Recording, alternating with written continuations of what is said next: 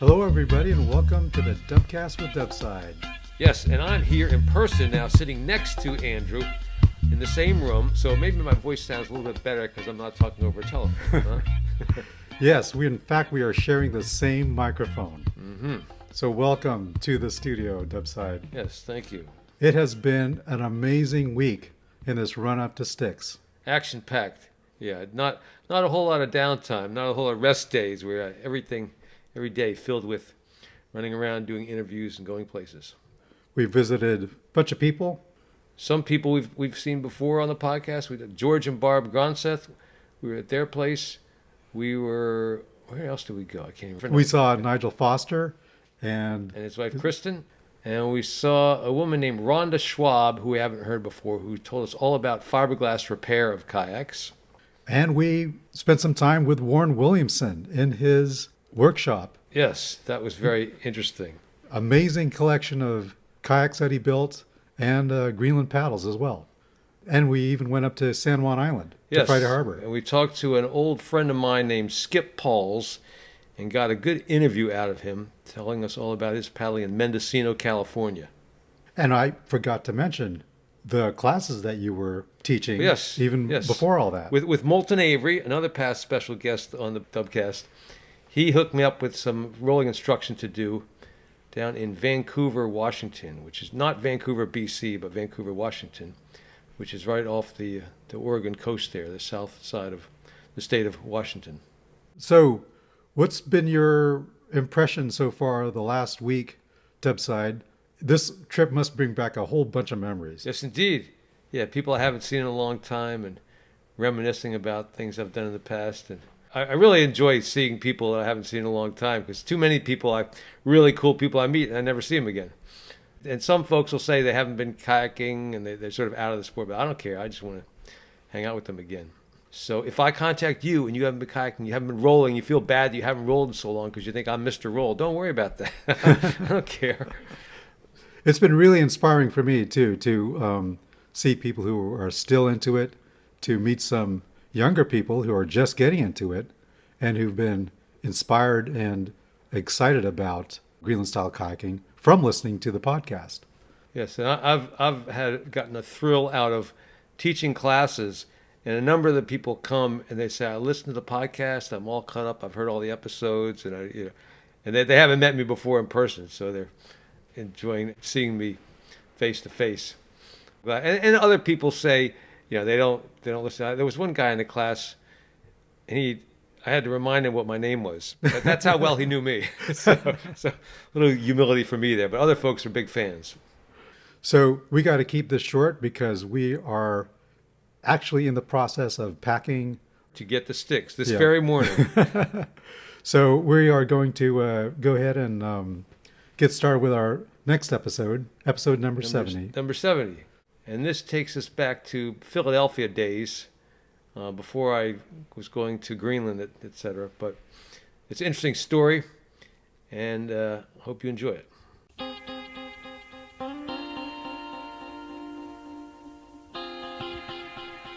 Welcome to the Dubcast with Dubside. This is Dubcast number 70. A ship that comes to the end of its life. I'm going to tell you about the SS United States. And we'll have a little Greenlandic music at the end of the episode.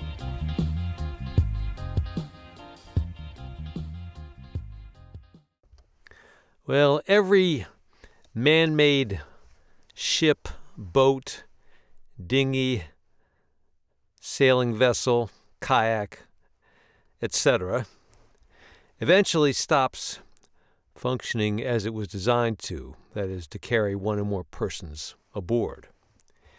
And so when these vessels end their useful life, we'll look first at the case of a kayak, a traditionally made kayak. We have indirect evidence that kayaks go back thousands of years. And we have direct evidence, I think, The oldest existing kayaks, according to some of Harvey Golden's research, go back to the late 1600s. And they are, because they were collected and held somewhere in a museum, not always maintained. Something as big as a kayak gets crushed when you're trying to store it somewhere. But the nature of a skin-on-frame construction is that it is completely biodegradable when made in the traditional way. And so we have no examples of these early kayaks. The only evidence that proves their existence comes from drawings and models. Well, a boat with a metal hull does not biodegrade. So I would like to look at two examples of vessels that I came in contact with and what has happened to them over the years. And the first is one called the Barnegat Lightship. And when I first lived in Philadelphia, this was a boat parked on the waterfront at Penn's Landing as a somewhat of a tourist attraction. I don't think you could go on it, or maybe you could. I can't remember. So this is in the 1980s to the early 1990s. And a lightship is a vessel that's designed as a floating lighthouse. So the hull is not designed to be fast or seaworthy as much as just to be anchored somewhere and sit there and hold up the one or two masts that have a light on them to serve as a beacon for navigation.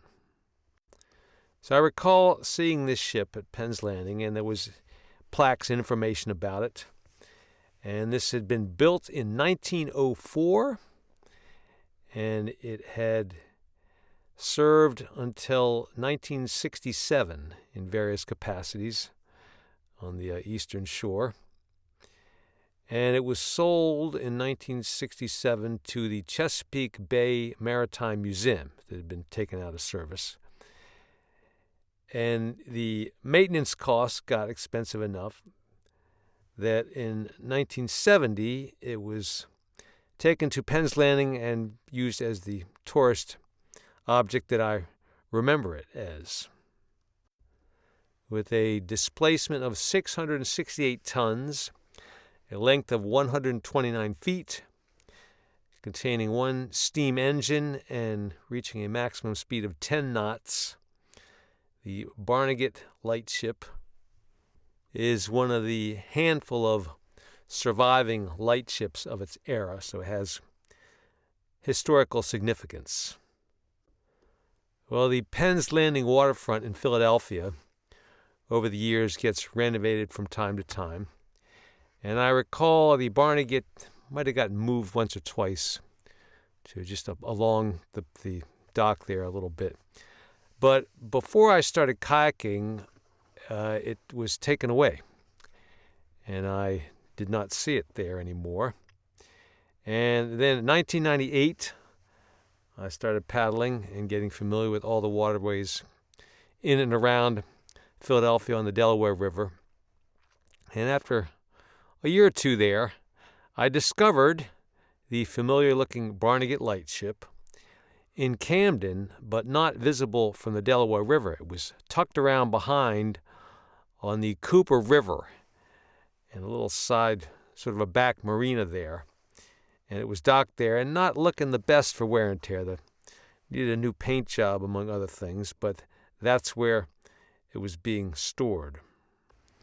And there was one time I was paddling along that stretch, and I got into a conversation with one of the employees of that boatyard there.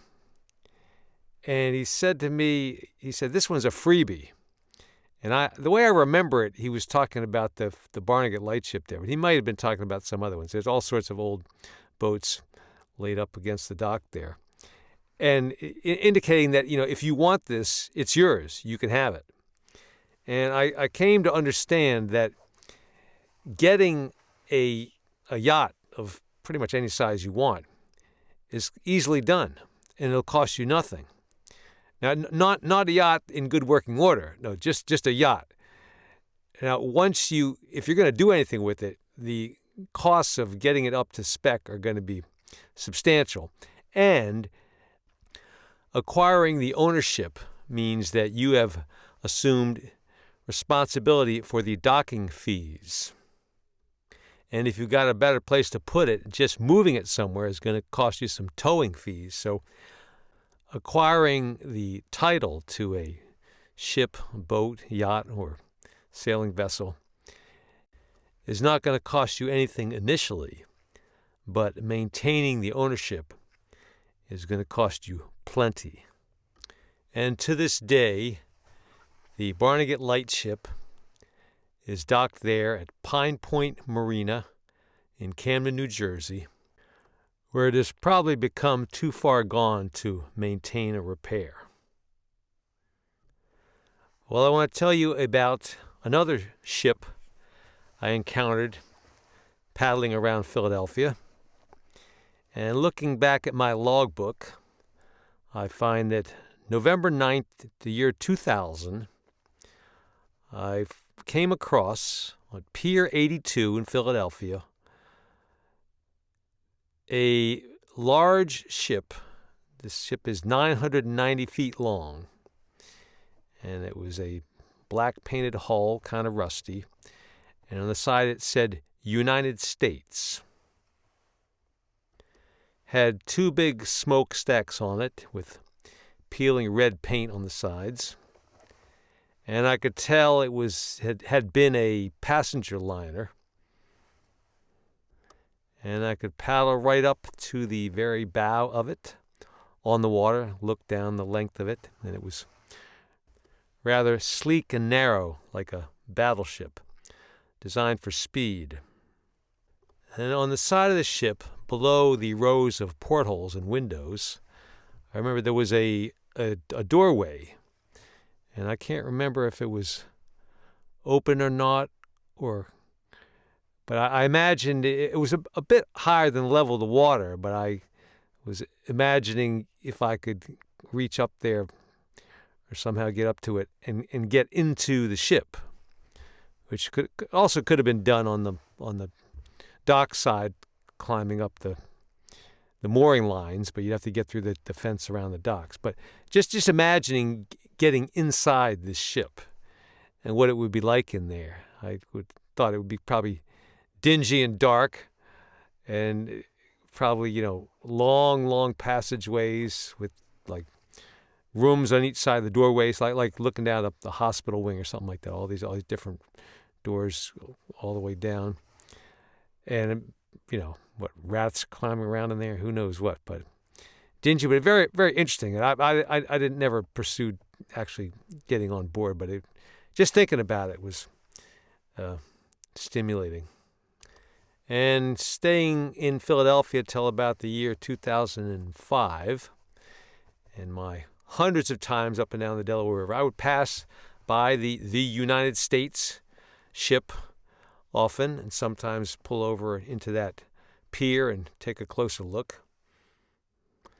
And like certain other landmarks on the water, that was always there. Never saw it moved, just a permanent fixture on the horizon. Now, I didn't know at the time, but I'll give you some history on the SS United States. This ship was built and launched in 1951, and it was designed to hold almost 2,000 passengers with a crew of 1,000, displacing 45,000 tons, 990 feet long, had 4 steam turbine engines with a maximum speed of 30, possibly up to 40 knots, which for a big ship like that is really cooking on the water. It had 4 propellers, each 18 feet in diameter. Well, the way to cross the Atlantic at that time, and for generations before that, was in large passenger ships. And so the United States was designed to be faster than any of the competition and to have various safety features there had been a few high-profile fires that destroyed some ocean liners. So the United States was made. They didn't use any carpeting or drapery, and they didn't want to use any wood in the construction. So it was a great deal of aluminum, glass, and they also used a lot of asbestos, because that wouldn't burn. And in catering to the luxury crowd, this ship had some very ornate furnishings, artwork inside.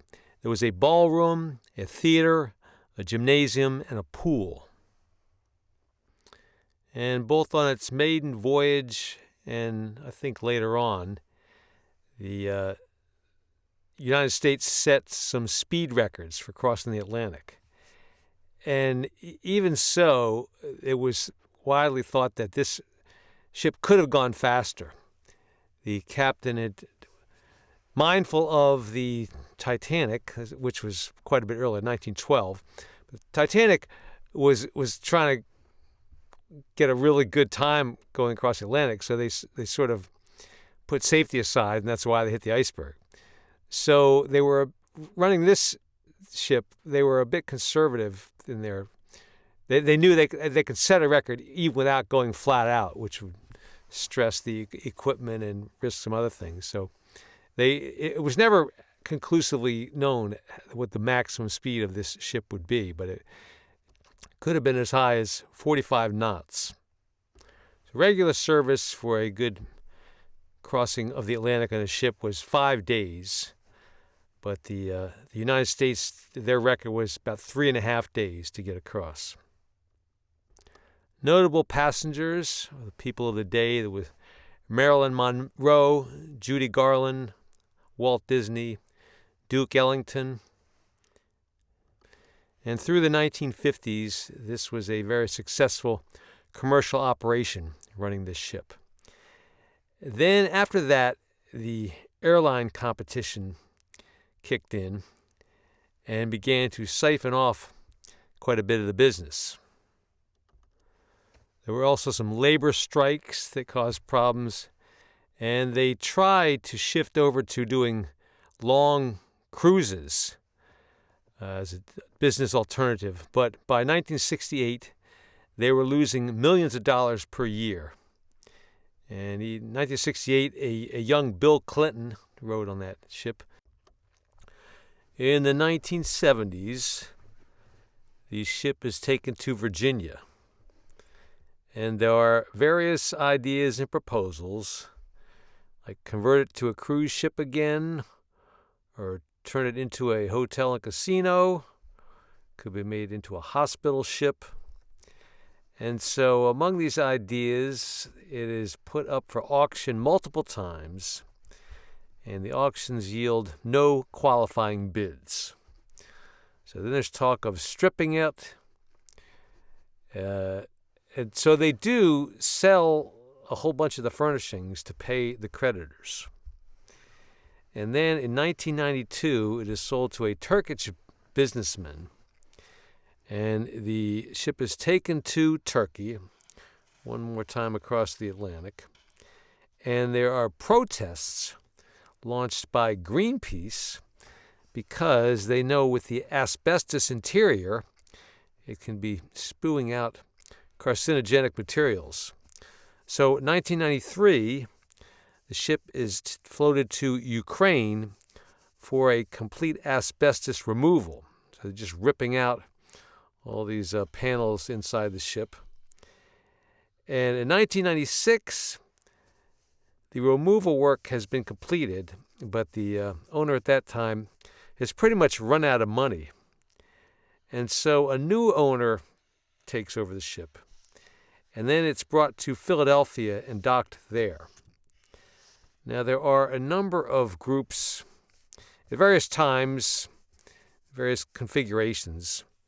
There's a preservation society and save the United States ship kind of thing, trying to, keep it, some version of it preserved for the future. They want to preserve this very interesting and amazing piece of history, but to get it to pay for itself is a big challenge. So in 2010, they're thinking more ideas about what to do with it. They're talking about making some sort of waterfront attraction based in either New York or Philadelphia or Miami. But nowadays, there are modern regulations that would have to meet certain codes if it's going to be used for various of these things. I mean, they got the asbestos out, but if it turns into a cruise ship, you can't use the original engines because of various regulations. So there's all these hassles come up, and the maintenance costs are something like $80,000 per month. And they do fundraisers. They approach rich people to help out. It gets donations here and there, but I had long since moved out of Philadelphia by this time, so I missed all this local drama. But in 2015, the idea had to be explored that they would just sell the whole thing for scrap and chop it up for scrap metal, which to the distress of those who wanted to preserve it. And in 2023, there was an idea for a 1,000-room hotel, but that didn't quite go anywhere. And then at some point more recently, the owner of the dock where this thing had been sitting for, 25, 30 years, decided to raise the rent. The rent actually doubled, and then it was going to cost $1,700 per day to have this ship there on that dock. And there were various disputes about whether or not the dock owner could do that, and other disputes. The lawyers got involved, really messy. And this led it up to 2024. It was evicted from that dock. That was disputed and delayed for a while, but eventually they had to move it. And so finally, with a bunch of other minor details I won't get into, a county in Florida bought it to be used as an artificial reef. So they would sink it, and they would build a museum nearby that would do with artifacts and stuff preserved from it. But the actual ship itself would rest on the bottom of the ocean, where it would be enjoyed by divers. And so in February 19th of 2025, which is less than a week after I'm recording this right now, the ship was towed out of Philadelphia with much fanfare, plenty of people with drones and other cameras all along the shore and in the air, filming this, documenting it very carefully. And it's headed for Alabama. And so if this thing was built in 1951, that's 75 years of existence. In 75 of the years, only 20 of those years was actually in service as taking people across the Atlantic. Other than that, it was either just sitting around doing nothing or attempts to repair it. And so my idea of getting inside it and looking around can now be done virtually, because a couple different people went in there with the owner allowing it, or it was legit that they went in there with cameras, and there were some people knowledgeable leading them around, and filmed the entire inside of it. And I had no idea I was imagining like rows of rooms, long hallways and things, which they have those there. But you could see the swimming pool with no water in it, the ballroom. The engine rooms are incredible. They're all these passages and stairways and giant pipes and boilers and things. It's quite the big deal. And then they're out on the bridge of it, climbing up in the crow's nest, the pilot's room. So it is all stripped in there. As even all the times I was paddling past it, there were all the furnishings in there. So it's even the walls inside the individual sleeping rooms are all torn out, because that's where most of the asbestos was. So you just got bare walls and just like holes in the floor where the bathroom fixtures were. So it's not that much to look at. But if you sort of squint and maybe look at some historical pictures, you can imagine Duke Ellington Orchestra in there and people dancing on the dance floor and the movies being shown in the theater, etc. So in its glory, it was quite the ship. But it is going to be sunk off the coast of Florida, and that's where it will spend its eternity, I suppose. Okay, well, in editing all these special guest interviews you've heard between the regular episodes, and in making preparations for travel in the summer of 2025, which includes Greenland, I've been a little backlogged in coming up with new examples of Greenlandic music to present to you. So I was going through my archives and pulled out a song from back in Dubcast number 7 I wanted to do again. And I got this all worked out, and then found, looking through my index, I've done this exact song, this exact way, a redo of it, in episode 48. So, am I allowed to do a second redo of it?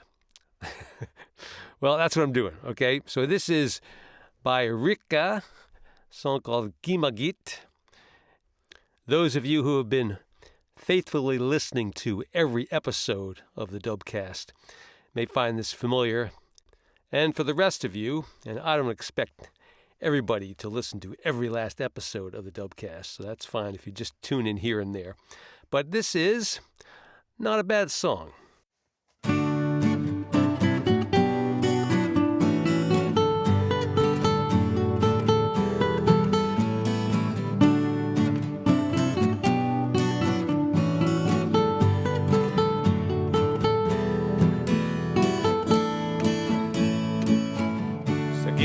Sid no inalata Kisalana balugivara Neriunik tuneranerata Ishduanik tuneratilaka tamanut Layamagi ilumut Umayuhi Sajlunga Kinerit ilumut Ungayuhi Sajlunga Inuga Sagina Sinorengina Lata Isalanani Isajlu Ungayusluni Kina Nerata Isalani Tuneradilaka Tamanut Rimagi Ilumut Ungayuhi Sajlunga Kinerit Ilumut Ungayuhi Sajlunga Inuga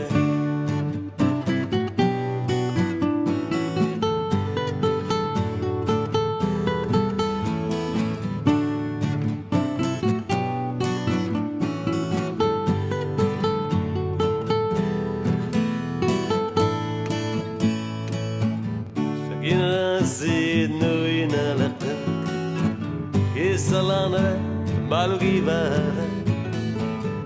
Neriunik tuneranerata Bishluanik tuneratilaka tamanut Rimagi ilumut Ungayuhi Sajlunga Kinerit ilumut Ungayuhi Sajlunga Inuga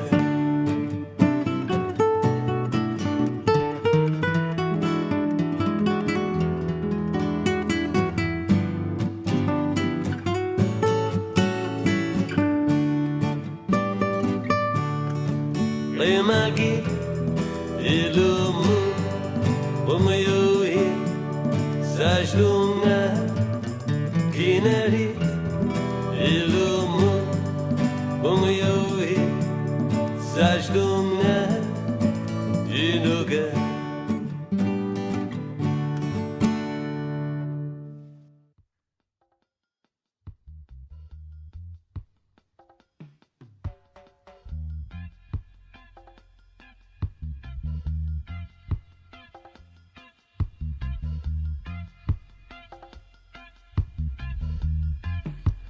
Well, if you'd like to hear the official version of that song, it can be found on Spotify.